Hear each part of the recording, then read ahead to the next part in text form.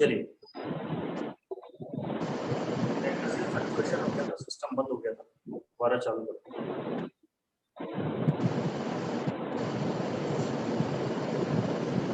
Mic mute रखें।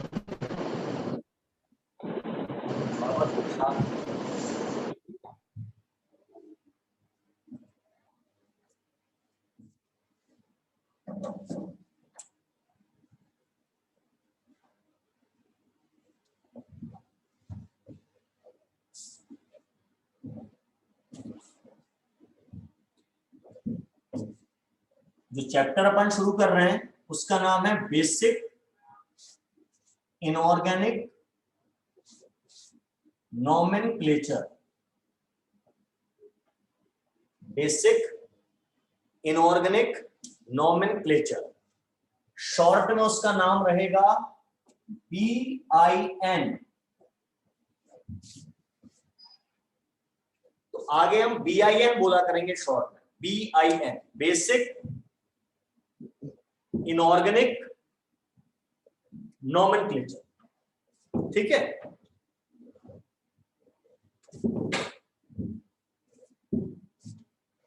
एक छोटा सा क्वेश्चन मेरा,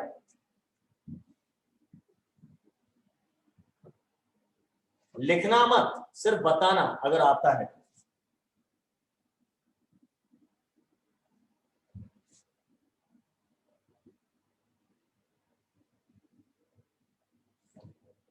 ये कंपाउंड है, इनऑर्गेनिक केमिस्ट्री का कंपाउंड है, अमोनियम डाइक्रोमेट। इसका फार्मूला लिखकर बताइए अपने अपने चैट बॉक्स में।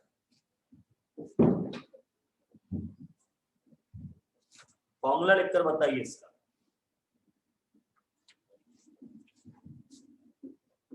एग्जाम्पल के तौर पे जैसे मैं आपसे कहूं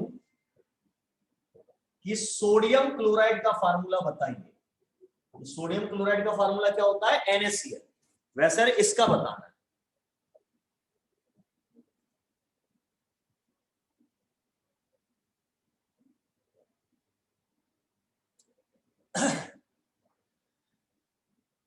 एक आंसर आया किसका है भाई? राजू गुप्ता का, एक अंशुल का आया है, ध्रुव का आया है, रुद्र का आया है, विकास का आया है आंसर, रोहित का आंसर आया है, अनुराग सिंह सिकरवार का आया है, तनुष्का का आंसर आया है, पूनम जादौन का आया है। कोई बात नहीं, दोबारा ज्वाइन करो, बड़ी प्रॉब्लम हो रही है बारिश की वजह से। शिवांग सिंह का आया है, अभय भदौरिया का आया है, साक्षी का आया है, अन्यन का आया है, तनिष्क का आया है, आयुषी राजपूत का आया है, शिवांगी का आया है, अंशु सक्सेना का आया है,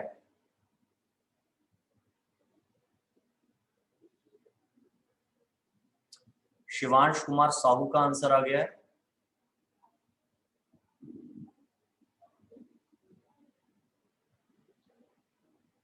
कुछ नहीं, मैंने एक अमोनियम डाइक्रोमेट लिखा है कंपाउंड, इसका मुझे फार्मूला पूछना है।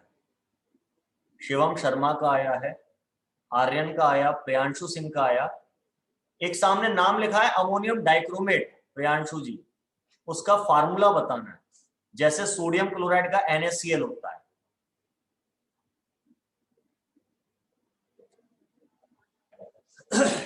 अब काफी सारे लोगों ने आंसर दिए हैं पर ज्यादातर गलत है। अब सोचिए, हम 11th क्लास में आ गए हैं लेकिन हमें कंपाउंड्स के नाम नहीं पता, हम नाम नहीं दे पा रहे हैं, जबकि सबका सही होना चाहिए। यही प्रॉब्लम है, इनको हमें सुधारना है। कोई बात नहीं, अपन चर्चा करते हैं। मैं डांट नहीं रहा हूं, मैं बता रहा हूं कि हमें क्या चीज सुधार करनी है। अगर हमें नोमेनक्लेचर में दिक्कत जाएगी, नाम नहीं पता होंगे कंपाउंड्स के, तो आप रिएक्शन भी नहीं बता पाओ। तो ऑर्गेनिक केमिस्ट्री और इनऑर्गेनिक केमिस्ट्री दोनों में नाम देना सीखना पड़ेगा। ऑर्गेनिक केमिस्ट्री में जो नाम देना सिखाते हैं वो कहलाता है IUPAC नोमेनक्लेचर। उस चैप्टर का नाम क्या होता है? IUPAC nomenclature. जिसमें आप ऑर्गेनिक कंपाउंड्स के नाम देना का काम करते हैं, और इनऑर्गेनिक केमिस्ट्री के नाम देने का काम इस चैप्टर में सिखाएंगे। ये इनऑर्गेनिक केमिस्ट्री के रजिस्टर में लिखा जाएगा। 3 रजिस्टर बनाने हैं, फिजिकल अलग, इनऑर्गेनिक अलग, ऑर्गेनिक अलग केमिस्ट्री। तो BIN उसमें लिखा जाएगा इनऑर्गेनिक। तो BIN में अपन इनऑर्गेनिक कंपाउंड्स के नाम देना सीखेंगे। ऑर्गेनिक के किसमें सीखेंगे? IUPAC में। इनऑर्गेनिक के BIN। इसके लिए क्या चीज जरूरी है?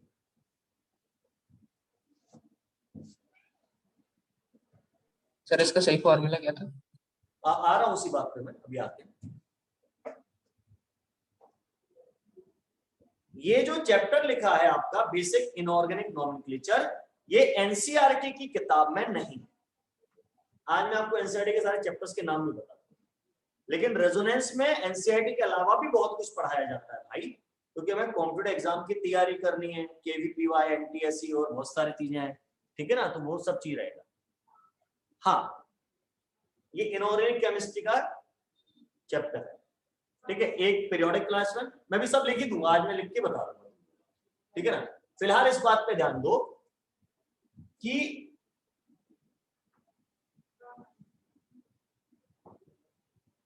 कंपाउंड का नाम देने की,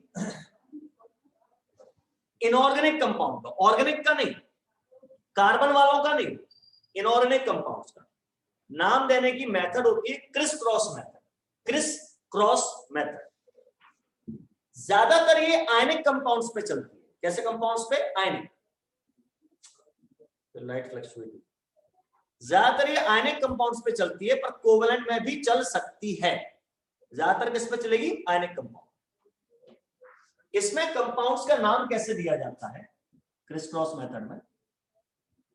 आप कैटायन का सिंबल लिखते हैं ब्रैकेट में, उसके बगल में एनायन का सिंबल लिखते हैं ब्रैकेट में, फिर जो कैटायन का चार्ज है व्हाटएवर, X चार्ज मान लीजिए, और एनायन का Y चार्ज, तो कैटायन पर जितना चार्ज है वो आप एनायन के नीचे लगा देते हैं, और एनायन पे जितना चार्ज है वो कैटायन के नीचे लगा देते हैं। ये कहलाती है Chris cross method.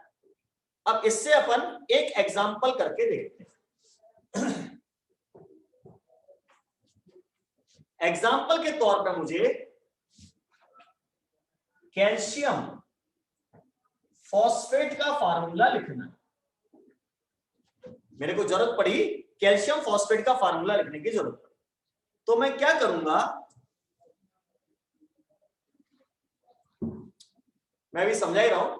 Calcium phosphate का मुझे फार्मूला लिखना है, तो हम क्या करेंगे, इसमें जो पहला नाम लिखा है वो पॉजिटिव आयन होता है कैटायन, और बाद में जो नाम लिखा होता है वो नेगेटिव आयन होता है एनायन। तो हमने बोला कि हम कैटायन और एनायन के नाम, उनके सिंबल्स, नाम नहीं सिंबल्स लिखेंगे ब्रैकेट में। कैल्शियम का सिंबल होता है Ca, लिख दिया। बगल में फॉस्फेट का सिंबल होता है PO4, ये भी लिख दिया। अब हम सोचेंगे कि कैल्शियम पे कितना चार्ज होता है आमतौर पे, तो कैल्शियम पे चार्ज होता है +2 और फॉस्फेट पे चार्ज होता है -3। ये तो दोनों के चार्ज उनके ऊपर लिख दिए। कैल्शियम का +2 होता है उसके ऊपर लिख लिया, फॉस्फेट का -3 होता है उसके ऊपर लिख लिया। अब हमारी क्रिस क्रॉस मेथड ये कहती है, क्रिस क्रॉस मेथड ये कहती है कि पॉजिटिव आयन का चार्ज नेगेटिव आयन के नीचे लगा दें और नेगेटिव आयन का चार्ज पॉजिटिव आयन के नीचे लगा दें विदाउट साइन। अब साइन मत लगाना। तो कैल्शियम फॉस्फेट का हम फार्मूला लिखने चाह रहे हैं, तो Ca के नीचे 3 आ जाएगा, उसका चार्ज 3 था, और बगल में PO4 के नीचे 2 आ जाएगा। सिंपल सा। अब क्या ब्रैकेट खोल दें? खोल सकते हो अगर अकेला एटम है, अकेला एलिमेंट है। ये अकेला एलिमेंट नहीं है, इसमें 2 एलिमेंट हैं, फास्फोरस और ऑक्सीजन, तो इसका ब्रैकेट नहीं खोलना। कैल्शियम अकेला एलिमेंट है, इसका ब्रैकेट हटा सकते हो, तो ऐसे लिख सकते हो Ca3। लेकिन PO4 को तो आपको ब्रैकेट में ही लिखे रहना पड़ेगा। ब्रैकेट हटाकर तो 4 के बाद 2 लिखो तो 42 दिखेगा। तो Ca3PO4 whole twice, Ca3PO4 whole twice, ये कैल्शियम फॉस्फेट का फार्मूला बन गया। This is called criss cross method positive ion का चार्ज नेगेटिव के नीचे, नेगेटिव आयन का चार्ज पॉजिटिव के नीचे ऐसे लिखा जाता है। ये एक एग्जांपल करो, फिर जो मैंने भी करने के लिए दिया था उसको भी करके देखो।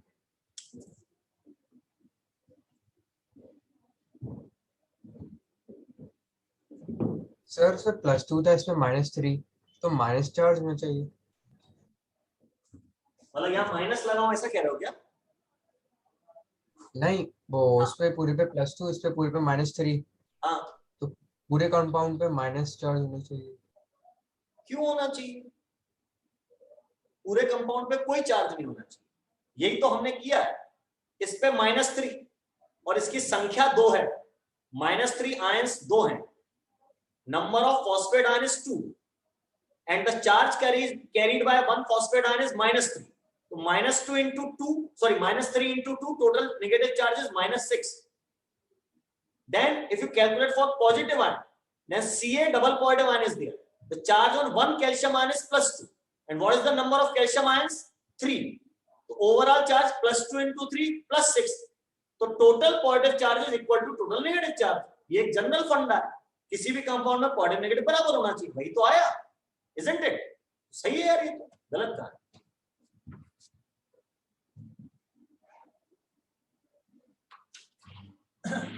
अब जो अपन ने नाम लिया था अमोनियम डाइक्रोमेट,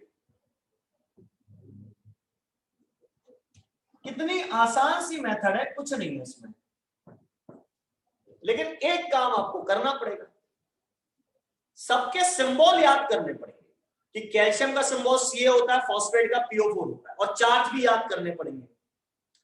तो मैंने बोलता हूं हमेशा कि आप अब केमिस्ट्री की, फिजिक्स की लैंग्वेज सीख रहे हैं, सब्जेक्ट्स की, तो ABCD याद ही करे थे ना सबसे पहले नर्सरी क्लास में कि ये इसको A कहते हैं, तो यहाँ पे भी याद करना पड़ेगा कि इसको डाइक्रोमेट कहते हैं, इसको फॉस्फेट कहते हैं, रटना ही पड़ेगा, उसका कोई दूसरा ऑप्शन नहीं है।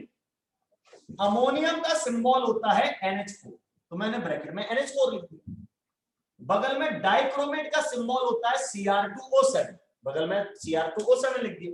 अब चार्ज सोचे, अमोनियम का +1 होता है, डाइक्रोमेट का -2 होता है, तो क्रिस क्रॉस मेथड के हिसाब से ये इसके नीचे जाएगा, ये इसके नीचे जाएगा, तो NH4 के नीचे होल ट्वाइस लग गया, तो टोटल पॉजिटिव चार्ज +1 into 2 +2 हो गया, और इसके नीचे कुछ नहीं लगाना है, फिर कुछ को नहीं लगाना, 1 लगाना है, तो 1 लिखना जरूरी थोड़ी होता है, तो Cr2O7 लिख दिया, उसका ब्रैकेट बैठा दिया, 1 लिखना जरूरी नहीं होता, तो लगाएंगे, फार्मूला बन गया NH4 whole twice Cr2O7, this is your ammonium dichromate.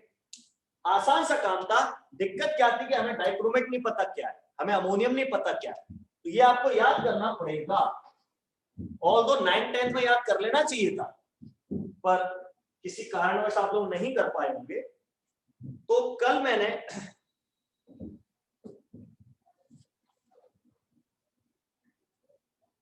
एक लिस्ट भेजी थी ग्रुप के अंदर आयंस की। Yes sir. तो वो जो लिस्ट है उसमें इस तरह के सारे नाम दिए हुए हैं, मैं उसको रीफॉरवर्ड कर रहा हूं कि अगर कोई नया जुड़ा होगा बच्चा तो पता चल जाएगा, रीफॉरवर्ड कर। उसमें दुनिया भर के आयंस, मतलब सब तो नहीं पर जितने मैक्सिमम में दे सकता था उन आयंस के नाम दिए, बाकी पढ़ते पढ़ते आते रहेंगे, हम सीखते रहेंगे, ठीक है। तो लिस्ट धीरे धीरे याद करेंगे, याद करने का काम भैया केमिस्ट्री में शुरू में तो याद करने का काम ही रहेगा यार, शुरू का 1 आध महीना ज्यादातर चीजें याद ही करनी पड़ेंगी, तब फ्लो बनेगा आपको, ठीक है ना, समझाते भी हैं हर चीज। तो ये मैंने आपको क्रिस क्रॉस मेथड सिखाई, मैं एक एग्जांपल और करूंगा, ये हटा दूं, लिख लिया? Yes sir. अब थोड़ी सी हेल्प करिएगा, अगर किसी को उसका सिंबल पता हो आयन का तो।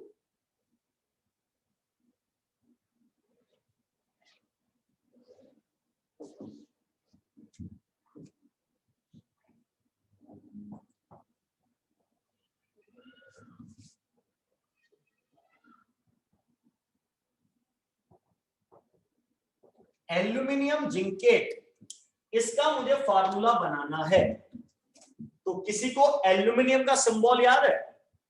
Al। तो मैंने Al लिख लिया ब्रैकेट, किसी को ये पता है एल्यूमिनियम पे आमतौर पे कितना चार्ज आता है? 3 plus. +3 aluminium generally carries +3 charge. Okay, ये क्या लिखा है भाई? ZnO2। हाँ गुड। अब जिंकेट का किसी को आता है फार्मूला? ZnO2 2 minus. ZnO2 और इस पे चार्ज होता है -2। लिस्ट में लिखा हुआ है वैसे भी, और आपको याद है, अच्छी बात है। अब वो एक क्रिस क्रॉस लगा दो, इसका चार्ज इसके नीचे, इसका चार्ज इसके नीचे, तो Al के नीचे 2 आ जाएगा, ZnO2 के नीचे होल थ्राइस आ जाएगा। फार्मूला बन गया Al2 ZnO2 whole thrice. This is your aluminium zincate. बस लिस्ट याद करनी है, काम बन जाएगा। एक और एग्जांपल करता हूं। अब इस एग्जांपल में एक नई चीज सिखाऊंगा। मुझे फार्मूला चाहिए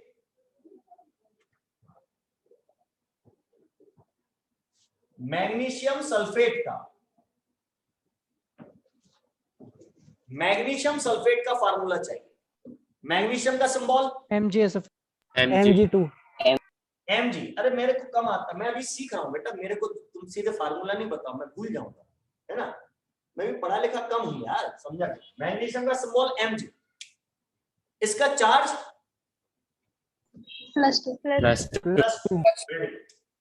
सल्फेट का SO4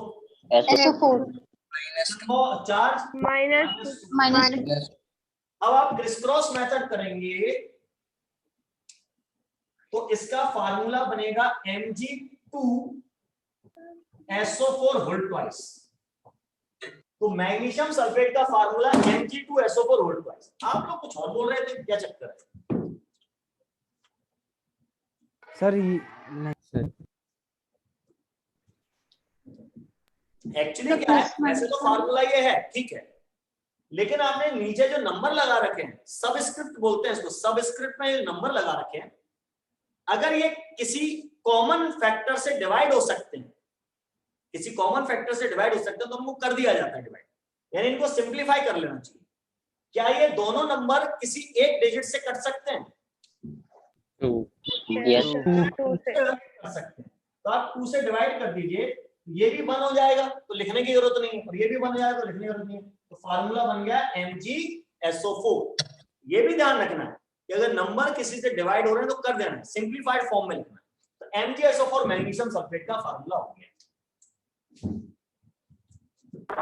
तो यहाँ पर MgSO4 पे 2 कंपाउंड्स बने हैं ना? वो कैसे?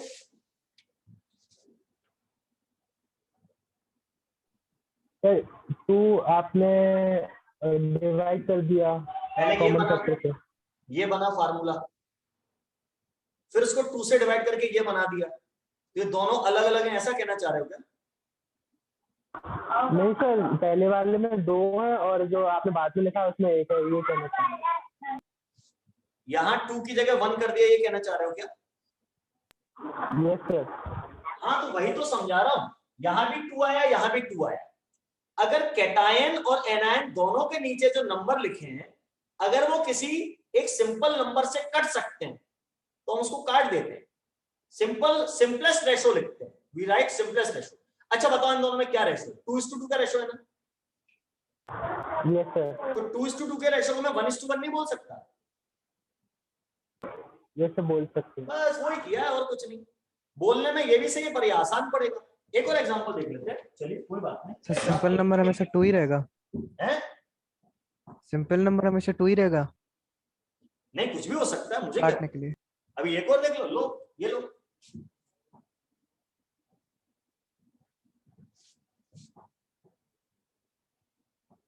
Aluminium phosphate. अब एल्यूमिनियम का सिंबल Al, फॉस्फेट का PO4, एल्यूमिनियम पे +3, फॉस्फेट पे -3। लगाई अपन ने क्रिस क्रॉस मेथड, ये इसके नीचे, ये इसके नीचे, तो ये बन गया Al3PO4 होल थ्राइस। आ गया फार्मूला। लेकिन क्या ये और सिंपल कर सकते हो? Divided by 3। Yes sir. पूरे को 3 से डिवाइड कर देंगे तो AlPO4 बन जाएगा। जो भी नंबर आया है, जो भी आपको दिख रहा हो, इतना गणित का सबको आता है, सो इजी, काम बन जाएगा आपका। इस एग्जांपल को भी लिख लें। एक एग्जांपल और कराता हूं।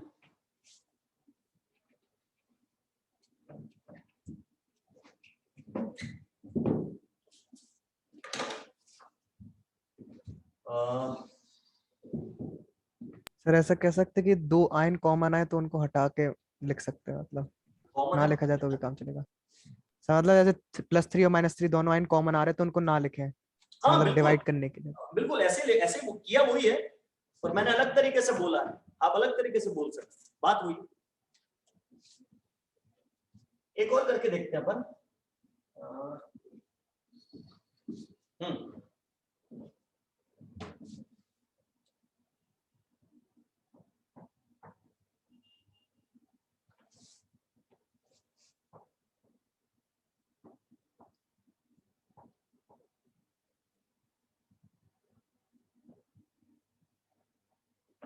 Magnesium pyrophosphate, magnesium pyrophosphate, magnesium का सिंबल Mg,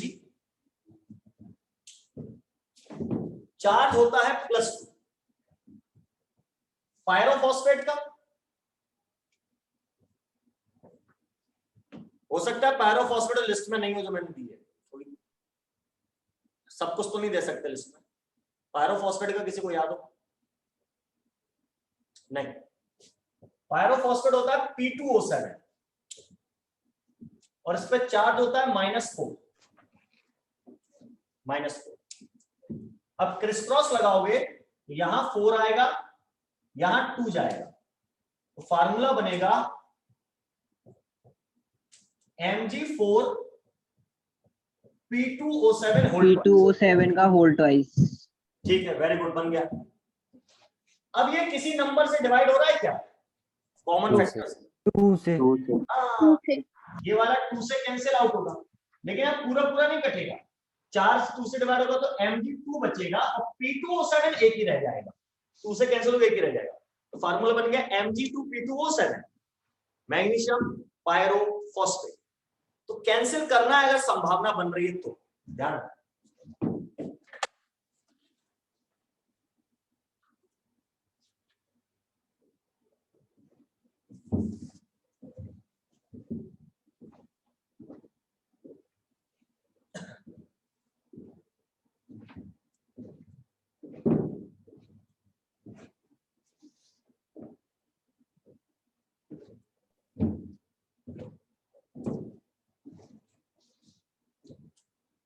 Yes, sir. ये चलिए, सर P2O7 को ब्रैकेट में नहीं लिखेंगे? क्योंकि उसकी गिनती मैंने 1 कर दी है इसलिए लिखना जरूरी नहीं है। आप लिखना चाहे लिख सकते हैं, नो प्रॉब्लम, पर जब एक ही है तो ब्रैकेट क्यों लगाना? ब्रैकेट अपन होल ट्वाइस होल थ्राइस के लिए करते हैं ना भाई। देखो मैग्नीशियम का चार्ज +2, P2O7 का -2, ये इनके चार्ज, इसके नीचे 4 लग गया, इसके नीचे 2 लग गया, तो Mg4 P2O7 होल ट्वाइस हो गया। अब ये 2 से कट सकता है, तो 2 से कटने के बाद आप सही कह रहे हो आप लोग, ये ऐसा हो जाना चाहिए Mg ब्रैकेट में बाहर होल ट्वाइस और P2O7 ब्रैकेट के बाहर 1, ठीक है। लेकिन Mg अकेला एलिमेंट है, तो अकेले एलिमेंट के आगे ब्रैकेट लगाना जरूरी नहीं होता, तो हटा दिया मैंने। अच्छा, ये अकेला एलिमेंट नहीं है, ग्रुप ऑफ एटम्स है, ग्रुप ऑफ एटम में ब्रैकेट लगाना चाहिए, लेकिन जब वो 1 ही है तो क्या को लगा रहे हो ब्रैकेट? ब्रैकेट तो होल ट्वाइस होल थ्राइस पे लगाते हैं ना, हटा दिया मैंने उसका भी ब्रैकेट, तो इसलिए इसको ऐसे भी लिख सकते हैं, कोई दिक्कत वाली बात नहीं। क्लियर है? Yes sir. कोई क्या पूछ रहा है? Okay sir.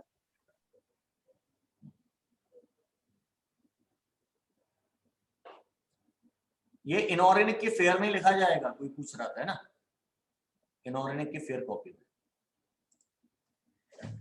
चलिए अब कुछ और सिखाता हूं।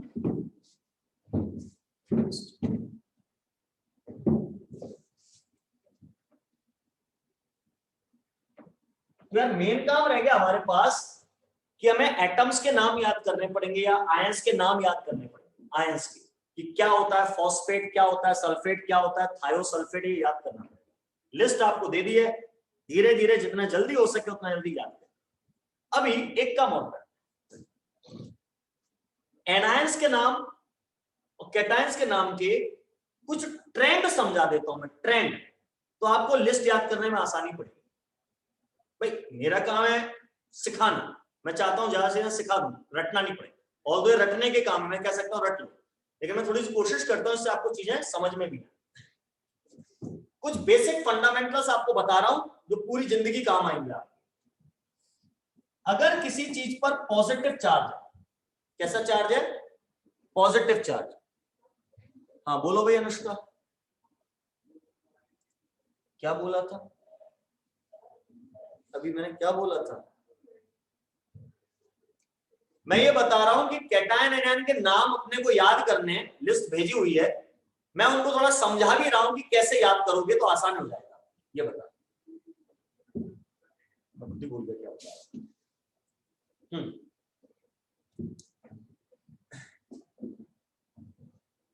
प्लस ब्रैकेट में लिखा है, आगे Ve लगा है, मतलब पॉजिटिव आयन की बात हो रही है, पॉजिटिव चार्ज की बात हो रही है। तो मैं ये बताना चाह रहा हूं,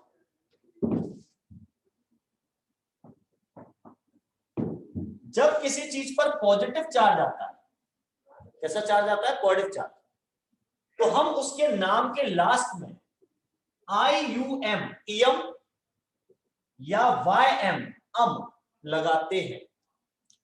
अगर कोई चीज पॉजिटिव चार्ज रखे हुए या उस पर पॉजिटिव चार्ज आने की संभावना है तो हम उसके लास्ट, नाम के लास्ट में इयम या अम लगाते हैं। तो जैसे इसको आप क्या बोलते हैं? सोडियम। सोडियम। आप इसे सोडियम में लास्ट में देखो IUM आया, तो क्यों सोडियम बोलते हैं? क्योंकि ये पॉजिटिव आयन बनाता है। Very simple. अच्छा, ये क्या है? अमोनियम। तो इसका नाम अमोनियम, अमोनियम। लास्ट में इयम लगा। अच्छा, चार्ज नहीं होता, खाली NH3 लिखा होता, तो ये अमोनिया होती है। अमोनिया है। ये अमोनिया, ये नहीं है अमोनिया। इसमें चार्ज आ गया पॉजिटिव, इसमें इयम लगा दिया था। तो जिस चीज पर पॉजिटिव चार्ज आता है उसके नाम में इयम लगाने का सिस्टम होता है। तो ये आपको एक काफी चीज हेल्प करेगी। दूसरी बात,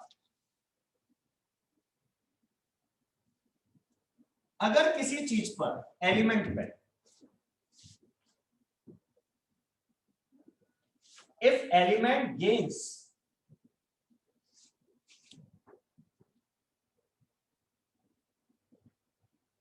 negative charge, then iod is added। अब अगर किसी चीज पर नेगेटिव चार्ज आ रहा है एलिमेंट में, तो हम आमतौर पे, हमेशा नहीं पर ज्यादातर आमतौर पे उसके नाम में आइड लगाते हैं। जैसे इसको क्या बोलते हो तुम? क्लोराइड। क्लोरीन। क्लोराइड, क्लोरीन नहीं है ये, क्लोराइड। ये ऑक्सीजन पे डबल माइनस चार्ज आ गया, उसको आप बोलते हो ऑक्साइड। ऑक्साइड है ना। ब्रोमीन पे माइनस चार्ज आ गया, ब्रोमाइड। ब्रोमाइड। माइनस चार्ज आता है जब किसी चीज पे, तो हम आमतौर पे आइड लगाना पसंद करते हैं। अब जरा बताओ इसका नाम क्या होना चाहिए? नाइट्रोजन पे 3 माइनस चार्ज आता है आमतौर पे, नाइट्राइड। इसका नाम हो जाएगा नाइट्राइड। अच्छा, फास्फोरस पे 3 नेगेटिव आ गया, phosphide. Phosphide. D for Delhi वाला, क्लियर है? अच्छा, अब एक चीज देखिए,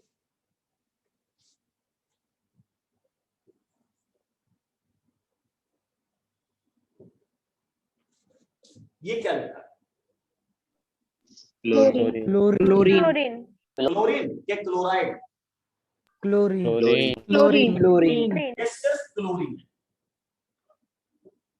अब क्लोराइड। अभी माइनस चार्ज लगा दिया मैंने, नाउ दिस इज क्लोराइड। अच्छा, अब बताओ,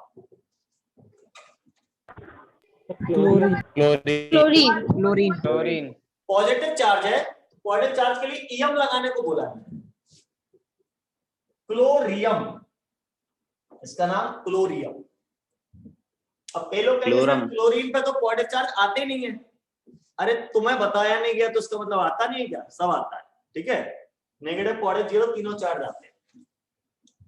तो ये क्लोरियम, ये क्लोराइड और ये क्लोरीन। आई बात समझ में? Yes sir. चलो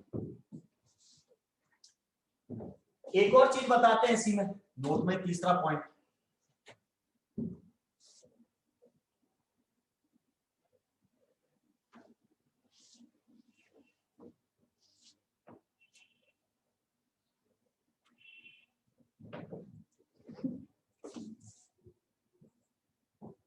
lithium, sodium, potassium, rubidium, caesium और फ्रांसियम, सबने सुने होंगे नाम, पीरियोडिक टेबल के फर्स्ट ग्रुप के एलिमेंट है।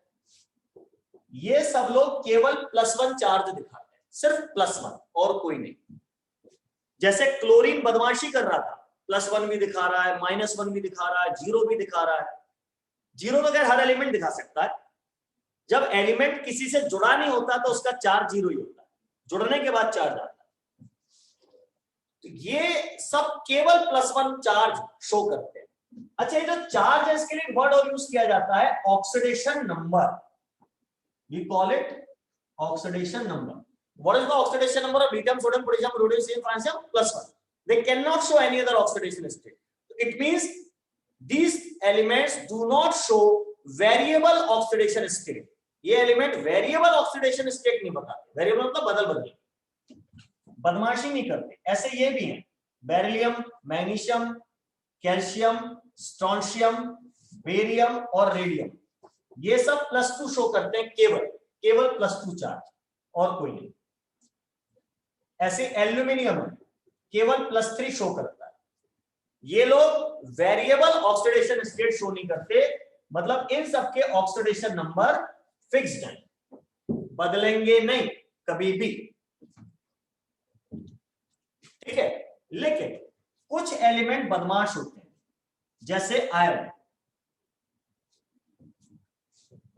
आयरन +2 आयन भी बनाता है और +3 आयन भी बनाता है, 2 तरह का आयन बनाता है। ऐसे कॉपर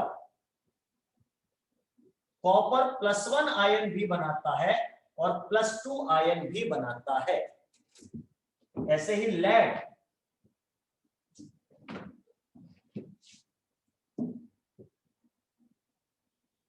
ये +2 आयन भी बनाता है और +4 आयन भी बनाता है।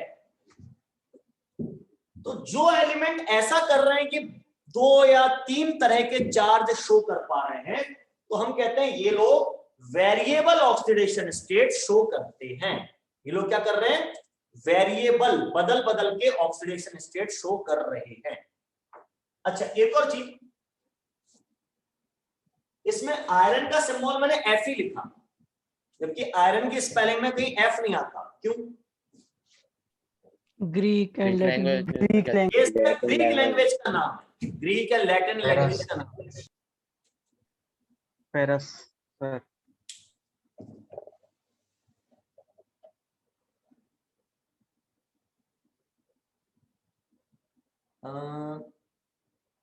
शिवांगी बिन दोबारा लिख लेंगे। सर जुड़ा नहीं जाता है मींस हाइड्रोजन लाइक हाइड्रोजन, नहीं समझा बेटा मैं। अनुष्का क्या करें, नहीं समझा। क्या ये बदल बदल के, इसका ग्रीक लैंग्वेज में नाम होता है फेरम। आयरन को ग्रीक लैंग्वेज में क्या कहते हैं? फेरम कहते हैं। कॉपर के लिए तो कोई दिक्कत नहीं है।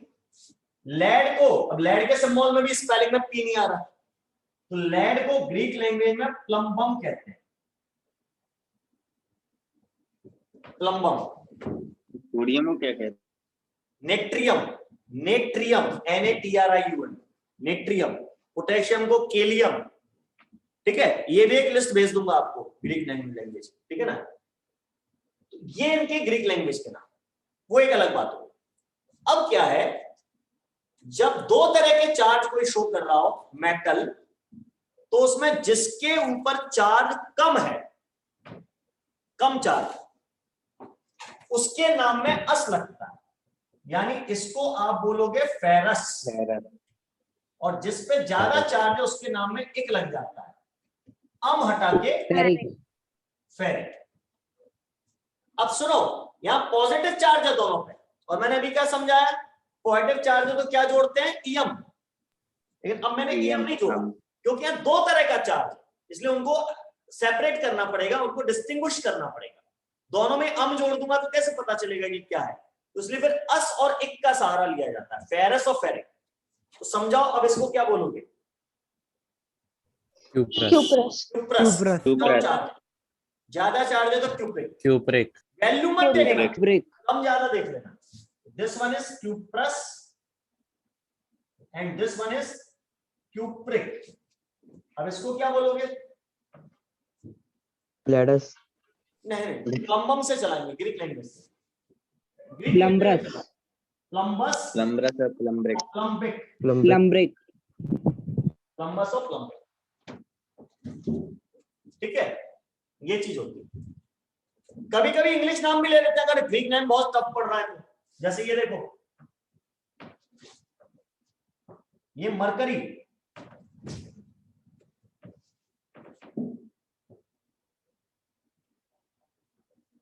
मरकरी Hg, ये दो तरह का आयन बनाता है, Hg सिंगल पॉजिटिव और Hg डबल पॉजिटिव। अब मरकरी का ग्रीक लैंग्वेज में नाम होता है हाइड्राजिरम, हाइड्राजिरम।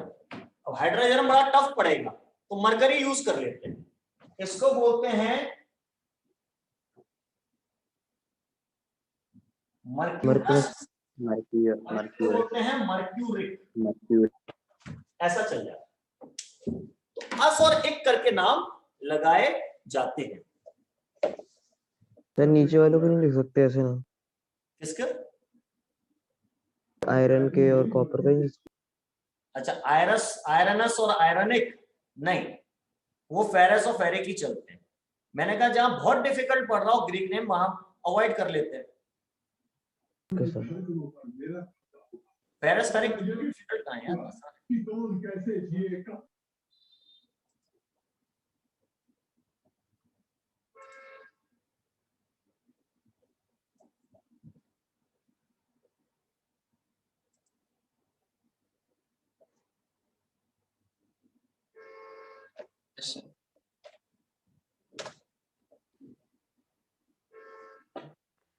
ठीक है, लिख लिया अब तो, कोई छूटा तो नहीं, तो हटाओ इसको।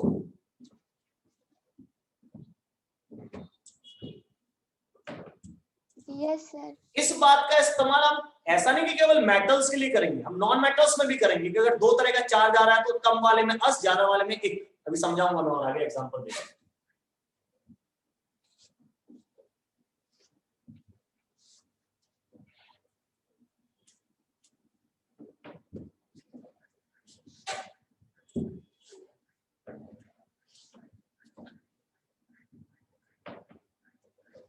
अब एक और चीज, नोट में मेरे ख्याल से 5वां पॉइंट आएगा, चौथा आएगा,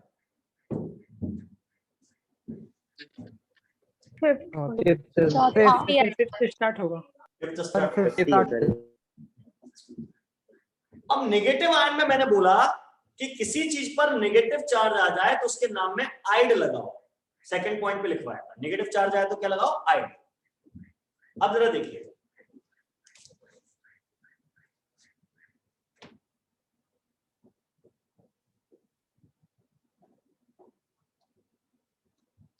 पी पे फास्फोरस पे 3 माइनस का चार्ज, और मैंने इसका नाम लिखा है फॉस्फाइड। सही लिखा है कि गलत लिखा है? यस सर सही है। सही है, बिल्कुल सही है, नेगेटिव चार्ज है, आइड लगना चाहिए, है ना। अब जरा ये देखो,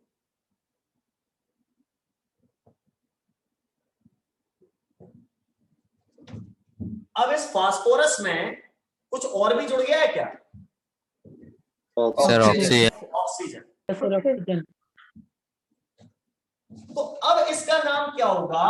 अब इसका नाम फॉस्फाइड। फॉस्फाइट। जब ऑक्सीजन जुड़ जाती है तो डी की जगह टी लगा देते हैं, फॉस्फाइट। यहां फास्फोरस का चार्ज +3 है,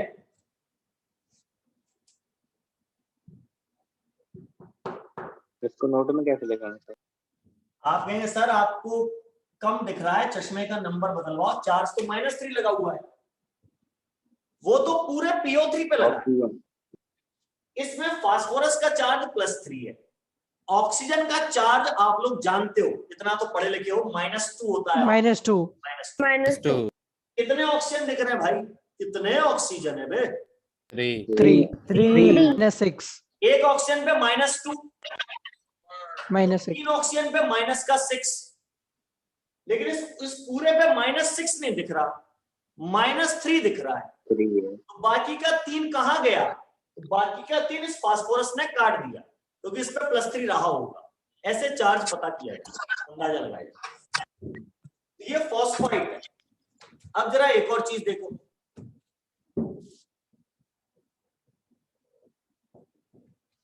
अब इसमें भी फास्फोरस है, इसमें भी ऑक्सीजन जुड़ी है, इसमें भी चार्ज -3 है।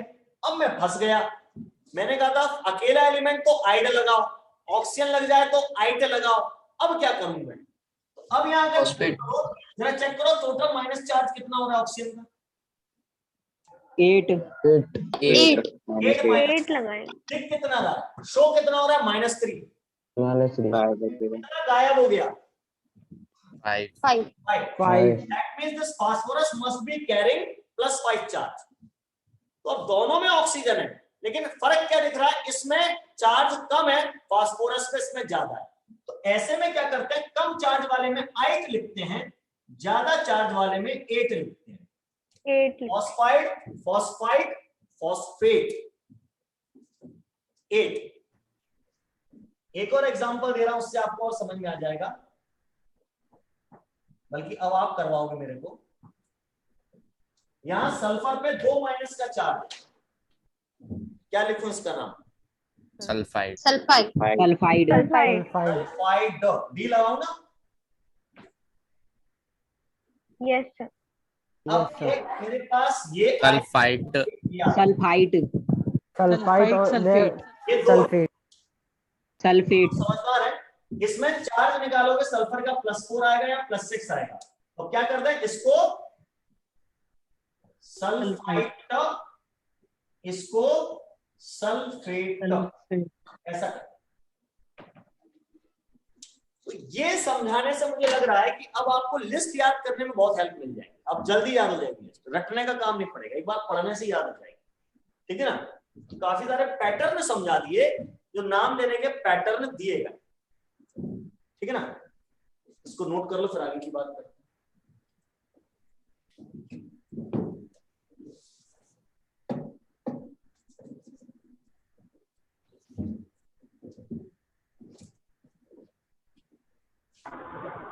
सर जैसे ऑक्सीजन वगैरह कुछ नहीं लगा होगा और दोनों में अलग अलग चार्ज होगा, तो कैसे नाम देंगे?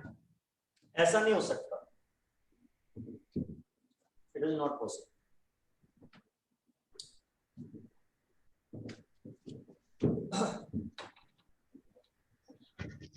सर एक बार सेकंड वाला पॉइंट नोट करवा दीजिए। अच्छा, नोट करवा दूं? मैं भी आपको वीडियो सब लोग मांगते हैं बेटा, फिर भेजना ही पड़ेगा, उसमें से नोट कर लेना। या फिर मैंने आपको उसमें लिखवाया था सेकंड पॉइंट में कि if negative charge is present on element, if negative charge is present on element, then ide, IDE, ide suffix is added. उसमें आइड लगा देते हैं, ये मैंने सेकंड पॉइंट लिखवाया। ठीक है, ये हटा दो, ये तो सबने नोट कर लिया। Yes sir.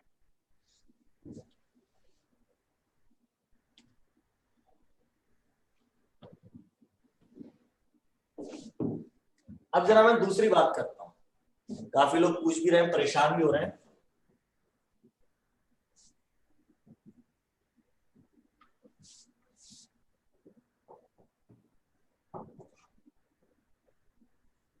मैंने कहा 3 केमिस्ट्री होती है, फिजिकल, इनऑर्गेनिक और ऑर्गेनिक। तो आज मैं क्लियर कर देता हूं, आपका टेंशन खत्म हो जाएगा। फिजिकल केमिस्ट्री में क्या टॉपिक्स हैं? Introduction to chemistry. ये लिखना है सर? आपकी इच्छा है ये तो मैं बता रहा हूं कि केमिस्ट्री में क्या क्या पढ़ना है आपको इस साल, तो जिनको डाउट्स है वो क्लियर हो जाएंगे। दूसरा चैप्टर होता है मोल कंसेप्ट, तीसरा चैप्टर होता है रेडॉक्स रिएक्शंस, चौथा चैप्टर होता है atomic structure,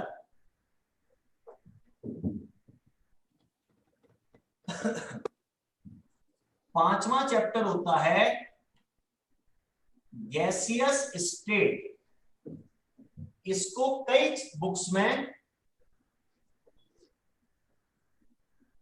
states of matter नाम से भी दिया होता है। ठीक है, छठवां चैप्टर हमारा होता है थर्मोडायनेमिक्स, और सातवां चैप्टर हमारा होता है केमिकल इक्विलिब्रियम।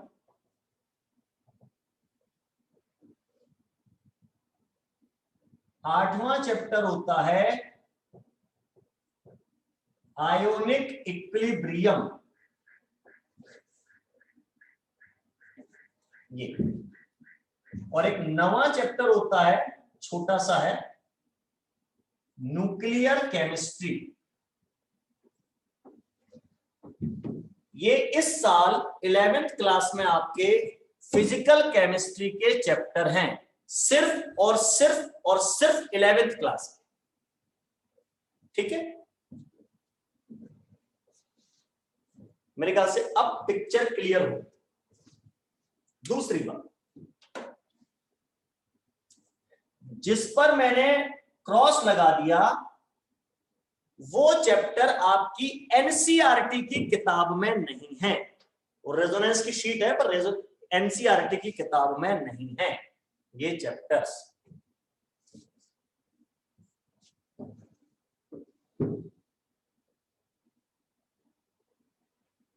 दूसरी बात, कुछ चैप्टर्स के नाम अलग हैं, जैसे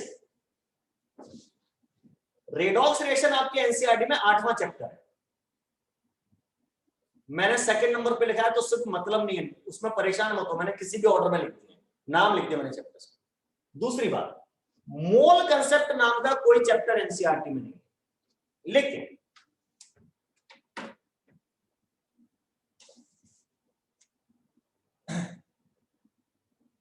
सम बेसिक concepts in chemistry, ये आपकी एनसीईआरटी की किताब में पहला चैप्टर है, जिसमें इन दोनों चैप्टर का मटेरियल शामिल है, मतलब मोल कंसेप्ट और इंट्रोडक्शन टू केमिस्ट्री शामिल कर, दोनों मिला के इस नाम से दिया है NCERT, some basic concepts in chemistry. Clear?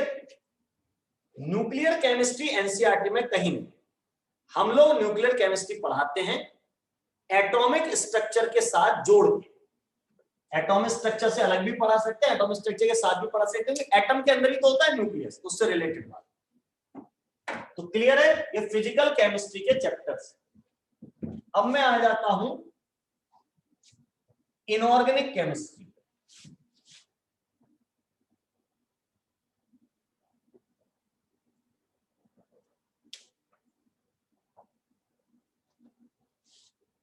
इसमें पहला चैप्टर है BIN, बेसिक इनऑर्गेनिक नॉमेनक्लेचर, दूसरा है पीरियोडिक क्लासिफिकेशन,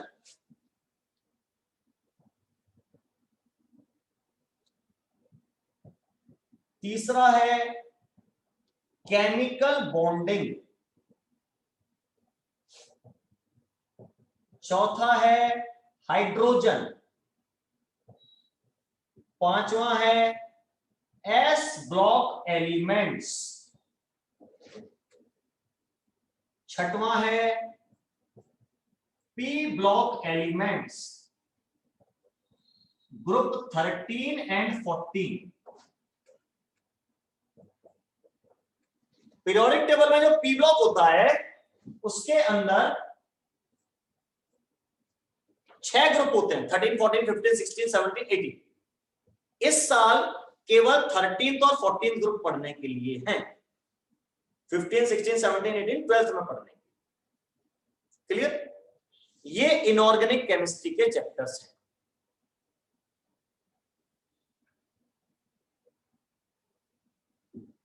आ गया समझ में? ऑर्गेनिक के सर बता रहा हूं। इनमें से ये चैप्टर आपकी एनसीईआरटी की किताब में कहीं नहीं है, पीआई है। ये आपको इंफॉर्मेशन देखने के लिए, सिखाने के लिए हम लोग पढ़ाते हैं अलग से।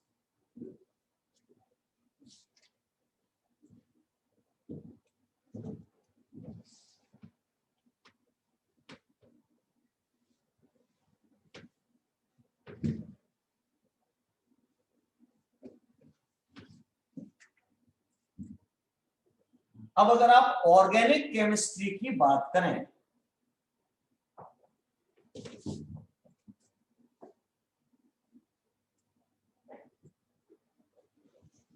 तो इसमें पहला चैप्टर है BOC, basic organic chemistry. Basic organic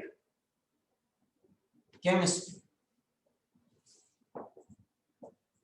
दूसरा है आईयूपीएसी नोमेनक्लेचर।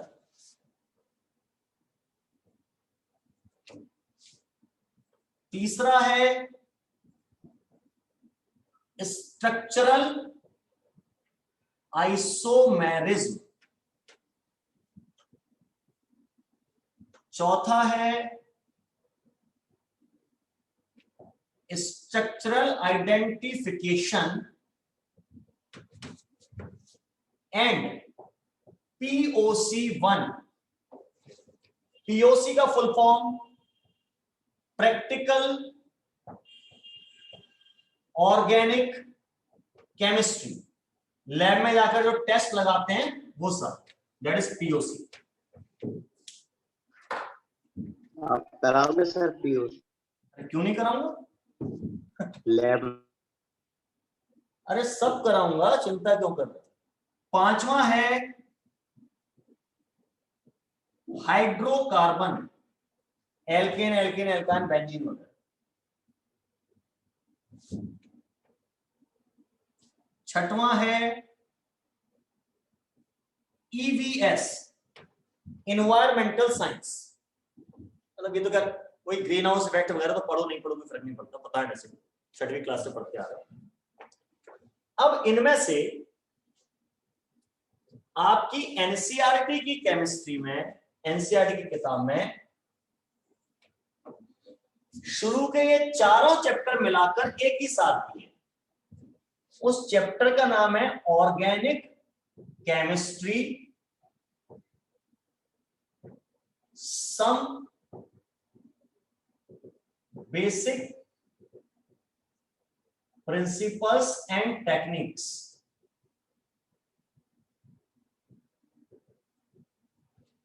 ऐसा करके एनसीईआरटी में एक ही चैप्टर में चारों चीजें घुसा दी। ठीक है। अब बीओसी जो लिखा है मैंने अपनी रेजोनेंस की शीट में, बीओसी और आईयूपीएसी एक ही साथ है। ऑल दो मैं लेक्चर्स अलग अलग लेता हूं बीओसी के, थोड़ा अपना एक्स्ट्रा भी पढ़ाना होता है मुझे, तो एक्स्ट्रा टॉपिकल रेजोनेंस की शीट से भी एक्स्ट्रा है, मतलब जो मैं पढ़ाता हूं। ठीक है। इसके अलावा एक 7वां चैप्टर और है GOC, general organic chemistry 1, GOC 1। एक जीओसी 2 है, वो 12th में पढ़ने के लिए आएगा इस साल। जीओसी 1 ये एनसीईआरटी में नहीं है, ये हम लोग पढ़ाते हैं रिएक्शन मैकेनिज्म समझाने के। ठीक है।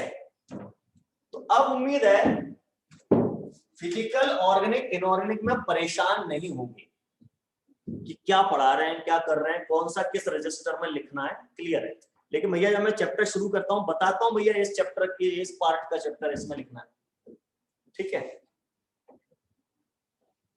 अब इसमें ऑर्डर कुछ भी हो सकता है, जैसे हो सकता है मैं BIN पहले नहीं पढ़ाऊं बाद में पढ़ाऊं, हो सकता है मैं स्ट्रक्चरल आइडेंटिफायर पहले पढ़ा दूं IUPAC बाद में पढ़ा दूं, दैट इज पॉसिबल, पर मैं नाम ऑर्डर में नहीं लिखे, ठीक है ना। वो आपका प्लानर जो कोटा से बनता है उसके अकॉर्डिंग हम पढ़ाते हैं, उसी के अकॉर्डिंग आपका टेस्ट बन गया है। प्लानर में अगर ये पहले दिया है केमिकल बॉन्डिंग तो पहले मुझे ये पढ़ाना पड़ेगा, ठीक है ना, तो पूरा कोटा से चलेगा, मैं उस अलग नहीं जा सकता उससे, ठीक है। तो उसमें बहस मत करना कि हमारी NCERT किताब में तो पहले नंबर पे दिया है, आपने तीसरे नंबर का क्यों पढ़ा रहे है ना, उससे कोई फर्क नहीं पड़ता, स्कूल की चिंता पहले छोड़नी पड़ेगी।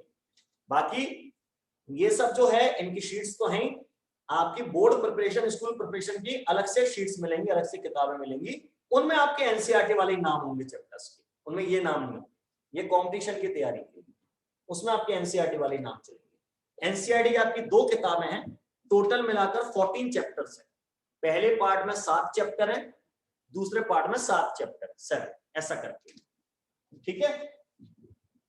उम्मीद है क्लियर हो गया होगा। तो आज समय है पूरा आपका हो गया है, आज इतना ही ठीक है। कल तक या जब भी अगली क्लास है, अब क्या पूछ रहे हैं Anushka, some basic concept of chemistry में है, क्या है?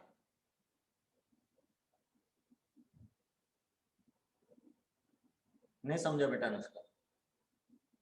दिव्यांश भाई JB2 में कब शिफ्ट कर रहे हैं, वो तो आपकी इच्छा है बेटा, आप कल से होना चाहते हैं कल से हो जाएगी, है ना, इट्स अप टू यू।